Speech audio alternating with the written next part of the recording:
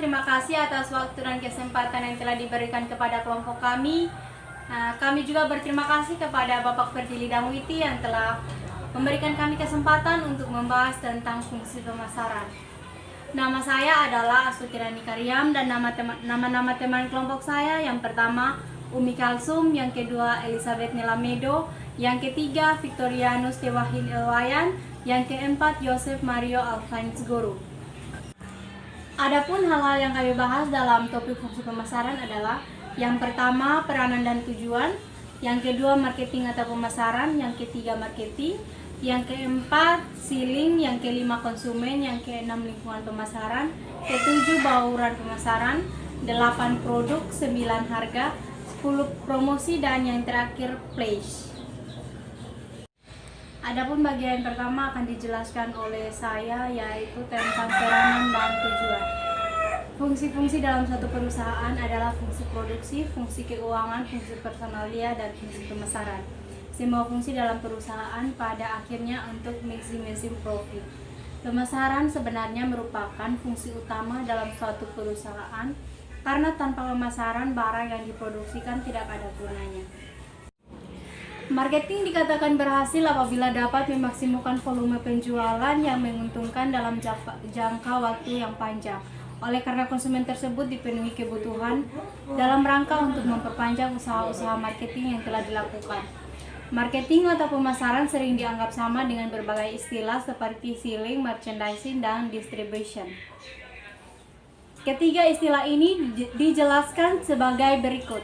1. Selling adalah sebagian dari promosi. Yang kedua, merchandising adalah perencanaan produk, yakni perusahaan berusaha merencanakan produk atau jasa yang paling tepat pada harga yang tepat dan dengan pengepakan yang tepat, warna serta ukuran yang tepat. Ketiga, distribution adalah saluran distribusi, yaitu menyampaikan barang ke pasar atau pada konsumen akhir. Selanjutnya akan dijelaskan oleh teman saya, yaitu selanjutnya marketing. Yang pertama, memusatkan perhatian pada pemenuhan kebutuhan konsumen. Yang kedua, perusahaan menetapkan apa yang dikehendaki oleh konsumen, kemudian memproduksikan produk tersebut dan menyampaikan secara tepat ke konsumen. Yang ketiga, manajemen berorientasi pada usaha, memuaskan kebutuhan dan keinginan konsumen. Yang keempat, perencanaan berorientasi pada jangka panjang. Selling. Yang pertama, memusatkan perhatian pada produk.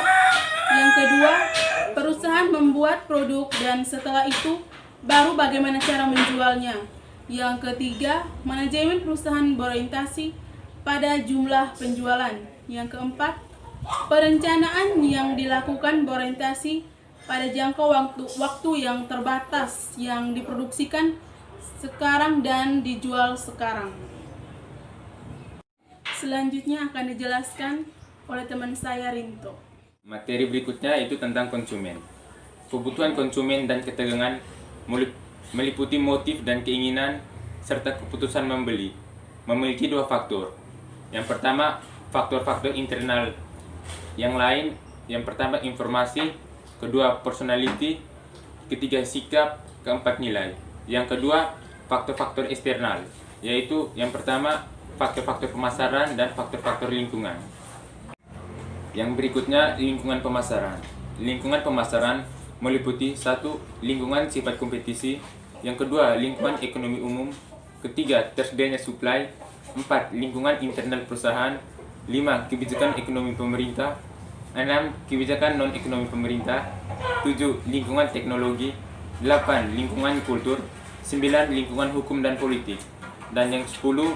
Lingkungan etika dan sosial. Selanjutnya saya serahkan kepada teman saya Rio. Berikut adalah bauran pemasaran. Yang pertama produk, yang kedua price, yang ketiga promotion, yang keempat place. Produk. Jenis-jenis produk dibagi menjadi 4, yaitu yang pertama barang convention, yang kedua barang shopping, yang ketiga barang spesial, yang keempat barang istimewa. Selanjutnya akan dijelaskan oleh teman saya Umi. Selanjutnya harga. Ada beberapa tujuan penentuan harga. 1. Orientasi keuntungan. 2. Orientasi pangsa pasar. 3. Orientasi pesaing.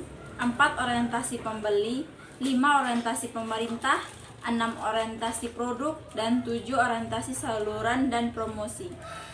Faktor yang diperlukan dalam penetapan harga. 1. Penentuan tujuan penetapan harga. 2. Estimasi jumlah permintaan produk.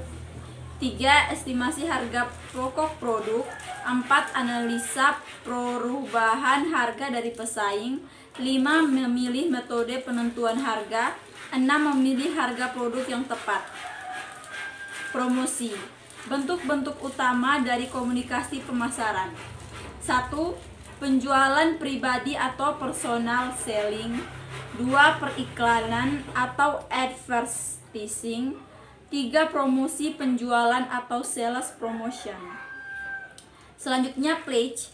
Jenis-jenis saluran distribusi. 1. Pabrikan langsung ke konsumen. 2. Pabrikan ke pengecer independen terus ke konsumen.